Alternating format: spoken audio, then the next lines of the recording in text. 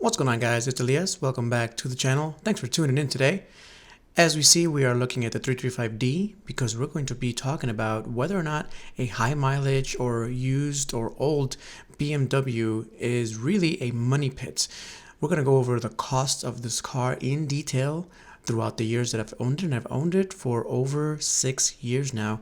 It's, in my opinion, been a great car. I really liked it. I really enjoyed it, and I don't think I'm going to be letting it go of it anytime soon. I'm actually thinking about adding another BMW to the lineup. Stay tuned for that, guys. Hope you enjoyed the video. Let's go ahead and get started.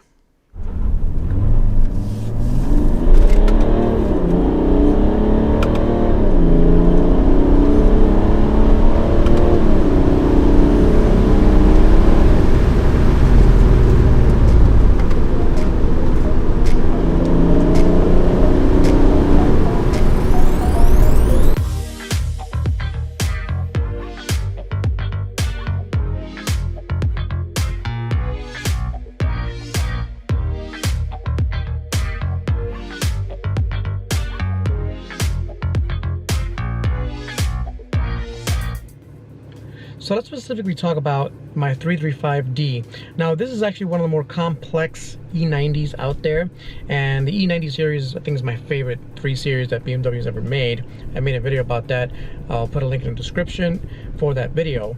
But the E90 series is one of my favorite BMWs basically ever made, and the 335D is the most complex of those. The 335i is pretty complex as well, but I think for what it is, the 335D offers a ton. Now, my 335D was bought as a CPO'd car back in 2014, and it currently has 140,000 miles on it. Now, when I first bought it, the car had 30,000 miles on it, so that was quite a long time ago. So I was getting ready to come out and say, yeah, it hasn't been that expensive, it hasn't been that bad at all. But in order to do it justice, I actually had to go back and research exactly how much everything's cost on this car. So it took me quite a while to dig out all of the documents, all of the receipts, all the documentation, write everything down. But since I did all of that, I'm going to share with all of you to let you guys know exactly how much this car has cost me in the years and the mileage that I've owned it.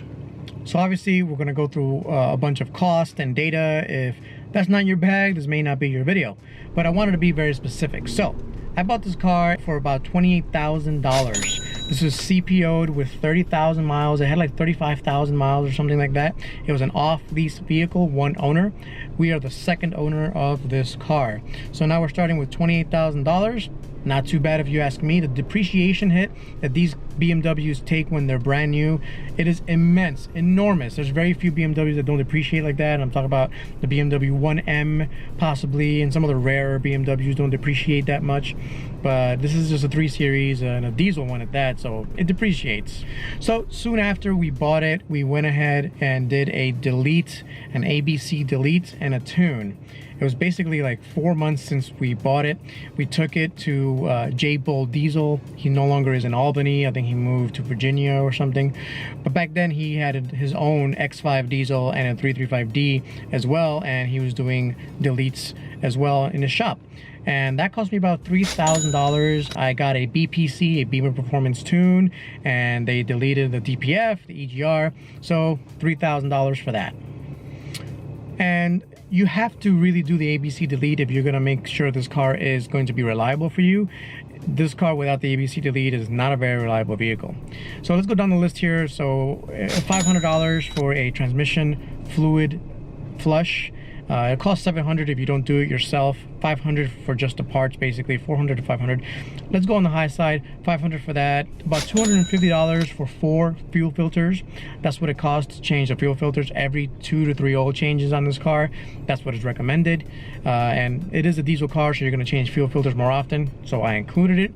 $1,200 for harmonic balancer, thermostat, vacuum lines, EGR cooler, and swirl flap delete. $1,200 was from Castle Performance Center. Awesome bunch of guys. They did it within, I think, 4 hours. They did all of that all at once. So again, Castle Performance Center in York, Pennsylvania. Awesome bunch of guys. So $1,200 for that. The wheel bearing was done very recently, actually, for $450. I'm going to include a set of wheels and sensors because this is a sporty sedan and some other vehicles don't necessarily need to get new wheels and tires. So I think this is a E90 or BMW specific issue. So I included a set of wheels and the sensors, but I'm not including the tire cost. So it's $1,200 for wheels and all 4 new TPMS sensors. And luckily with TPMS sensors, the computer actually picks them up automatically, so you don't actually have to do that much work. It's just they do cost a lot of money. So at 140,000 miles, if you haven't changed your shocks, you probably should do that. And I changed my shocks, I think it was at 100,000 miles, to the Bilstein B6. So the cost for the Bilstein B6s were $750.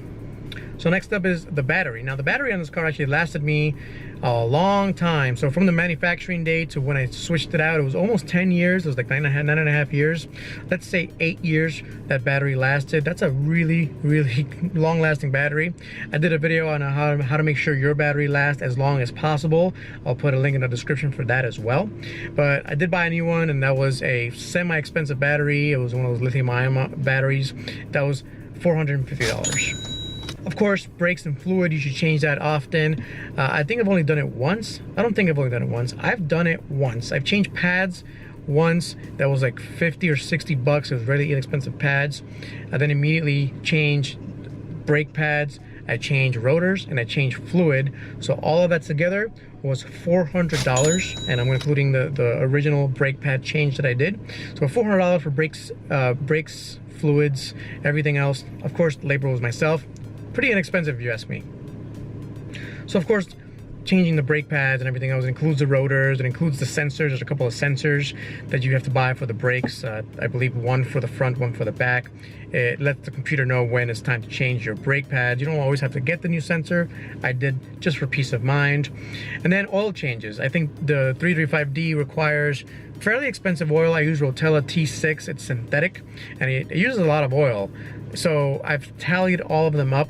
It's been $500. So I spent about $500 for oil changes. Now it's about, I change it about twice or 3 times a year. It doesn't require it that much, but I change it twice or 3 times a year. And so I've totaled everything out, and between $500 and $600, let's say $500 for oil changes. Yeah, it's a little bit expensive. If you have a little Honda Civic, it's gonna be less because you use less oil, but it's a BMW, it's gonna be a little bit more expensive. So if you tally all of that up, and that's everything I've ever changed in this car, everything, including, like I said, the shocks, everything I've ever changed, everything I've ever done, you tally all of it up, it comes out to $36,650 for a car this good, right? Close to 400 horsepower, close to 600 foot-pounds of torque. This is at the crank. A car that gets you between 35 and 40 miles to the gallon. A ton of torque, extremely comfortable, by the way. These seats are awesome. I love these seats. The air conditioning system works perfectly. Hydraulic power steering works perfectly.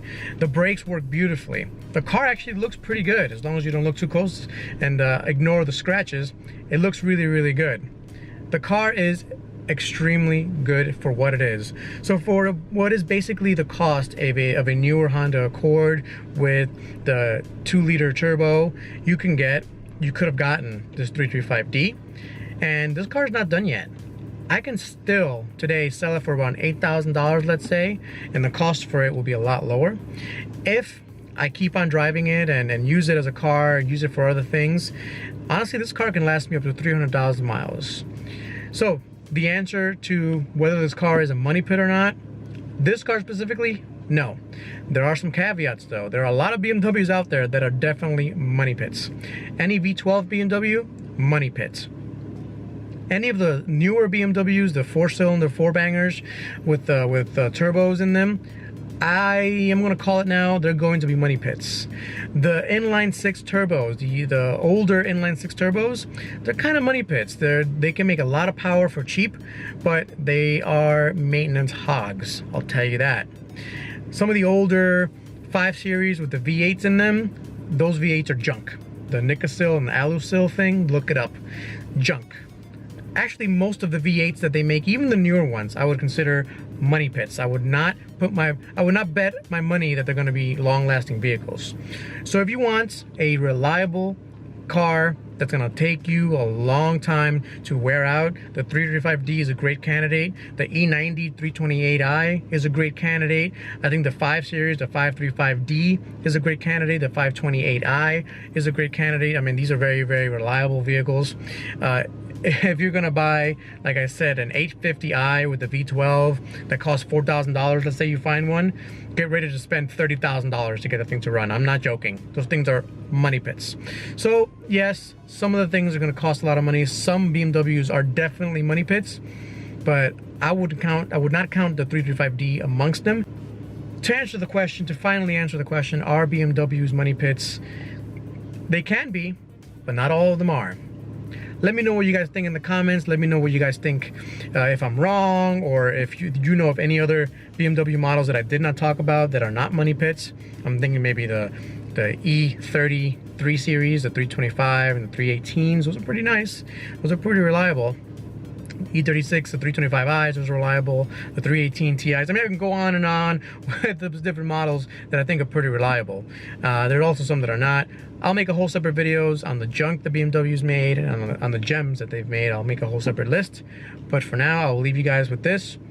I love my 335D. It has not been a money pit. Thanks for watching, guys. I'll catch you next time. Peace out.